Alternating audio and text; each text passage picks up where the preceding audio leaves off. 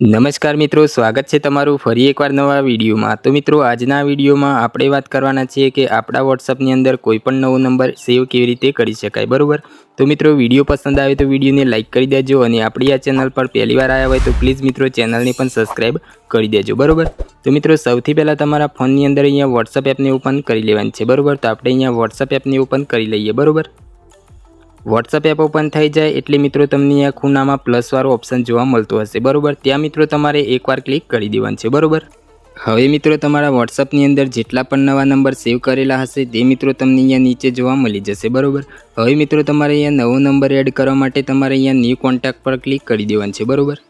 હવે મિત્રો તમે અહીંયા જે કોઈ વ્યક્તિનો નંબર સેવ કરવા માંગતા હોય તો મિત્રો તમારે અહીંયા પહેલા બક્સામાં એનું નામ લખી દેવાનું છે, બરોબર। તો આપણે અહીંયા કોઈ પણ એક નામ લખી દઈએ, બરોબર।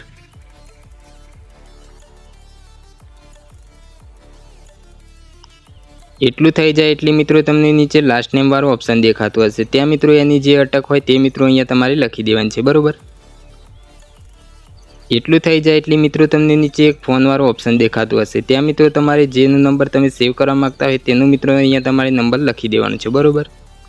એટલું થઈ જાય એટલે મિત્રો તમારે નીચે સેવ વાળા બટન પર ક્લિક કરી દેવાનું છે, બરોબર।